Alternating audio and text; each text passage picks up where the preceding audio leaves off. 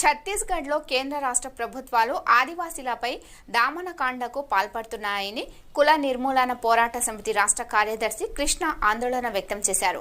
ఆదివాసీలు ప్రకృతిని, పర్యావరణాన్ని కాపాడుతున్నారని చెప్పారు.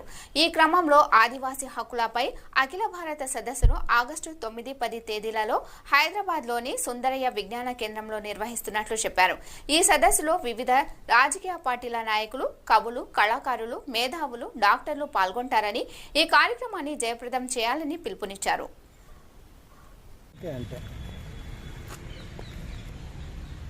కొండారెడ్డి ప్రగతిశీల కార్మిక సమాఖ్య రాష్ట్ర కార్యదర్శి, వేదిక కో-కన్వీనర్, రాష్ట్ర కో-కన్వీనర్. ప్రధానంగా ఈ కరపత్ర ఆవిష్కరణ గత 8 నెలల కాలం నుండి జనవరి 1 తారీఖు నుండి ఇప్పటి వరకు కూడా 200 మందిని చంపేశారు. ఆదివాసీ పసిబిడ్డలను, మహిళలను, 80 ఏళ్ల వృద్ధులతో సహా కలిపి ఇప్పటికి 200 మందిని చంపడం జరిగింది. కారణం ఏమీ లేదు. అక్కడ మొత్తం దేశంలో ఖనిజ నిక్షేపాలు ఉన్న ప్రాంతం జార్ఖండ్, ఛత్తీస్గఢ్.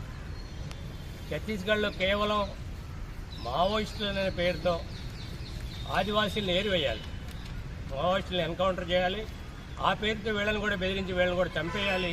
తద్వారా మొత్తం తన అనుంగు మిత్రులు ఎవరైతే ఉన్నారో అంబానీ, ఆదానీ, టాటా, బిర్లా, ఎస్ఆర్, రకరకాల కంపెనీలు, కార్పొరేట్ కంపెనీలు ఏవైతే ఉన్నాయో ఈ కార్పొరేట్ కంపెనీలకు ఈ దేశాన్ని, ఈ దేశంలో ఉన్న వనరులను అప్పచెప్పడమే ప్రధాన ఎజెండా నరేంద్ర మోదీ, అమిత్ షా. అందుకనే ఈరోజు ఆదివాసీలు ఒకటే అడుగుతున్నారు, మేము ఈ దేశ సంస్కృతిని కాపాడుతున్నాం, పర్యావరణాన్ని కాపాడుతున్నాం, అట్లాగే ఈ దేశంలో ప్రభుత్వాల నుంచి ఏమీ ఆశించకుండా మా బతుకు మేము బ్రతుకుతున్నాం. కానీ ఈరోజు మమ్మల్ని ప్రభుత్వాలు కేవలం ఖనిజాల కోసమే మమ్మల్ని చంపేస్తున్నారు, లేదంటే ఈ ప్రాంతాన్ని వదిలిపెట్టి వెళ్ళాలంటున్నారు. ఇది అన్యాయం కదా. మరి బుద్ధిజీవులైన మైదాన ప్రాంత ప్రజలందరూ దీని గురించి ఎందుకు ఆలోచించట్లేదు? ఎందుకు మాకు సంఘీభావాన్ని ప్రకటించట్లేదు? ఎందుకని మీరు వాస్తవాలను ప్రజలకు చెప్పడానికి ఇబ్బంది పడుతున్నారు అని చెప్పి వాళ్ళు ఒకటే ప్రశ్నిస్తున్నారు. ఇందులో భాగంగానే కేంద్ర ప్రభుత్వం కానీ లేదా బీజేపీ అధికారంలోకి వచ్చిన తర్వాత ఛత్తీస్గఢ్లో కానీ వాళ్ళు చేస్తున్నది ఏంటంటే, ఈ గ్రామం నుంచి పక్క గ్రామం వెళ్ళాలంటే ఆధార్ కార్డు చూపించాలి. అట్లాగే అడవిలో తునికాకు వేరుకోవాలన్నా, లేదంటే అడవిలో ఏదైనా పని చేసుకోవాలంటే ఆధార్ కార్డు చూపించాలి. ఆధార్ కార్డుకి చూపించలేకపోతే నువ్వు ఇక్కడ పౌరుడివి కాదు, తీసుకెళ్లి క్యాంపులో పడేస్తారు. ఆయన ఎప్పటికి బయటకు వస్తాడో తెలియని పరిస్థితి. ఇంత దుర్మార్గమైన వ్యవస్థలో మనం ఉన్నాం. మరి ఈ పరిస్థితుల్లో ఆదివాసీలకు హననానికి వ్యతిరేకంగా, ఎందుకంటే ఇప్పుడే చెప్పారు, 6 నెలల పసిపాపను తల్లి పాలిస్తూ ఉంటే పోలీసు వాడు ఎవరైతే ఉన్నాడో డిఆర్జీ పోలీసు డిస్టిక్ గార్డు, వాడు కాల్చిన కాల్పులకు మహిళ గుండెల్లో నుంచి, సంఖలో నుంచి వెళ్ళిపోయి ఆ పాప పొట్టలేకి వెళ్ళిపోయింది.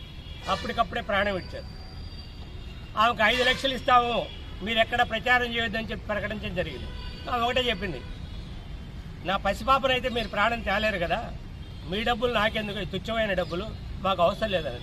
అట్లాగే ఒక మూగ అమ్మాయి, చెవిటమ్మాయి, 12 ఏళ్ల అమ్మాయిని తీసుకెళ్ళి, ఇంట్లో నుంచి తీసుకెళ్ళి బయటకు తీసుకెళ్ళి మరి మొత్తంగా కూడా మరి అత్యాచారం చేసి, హత్య చేసి అక్కడ పడేసి వెళ్ళారు. ఆ పాపను వాళ్ళ తల్లిదండ్రులు గుర్తించలేని ఒక దుర్మార్గమైన హింస జరిగింది.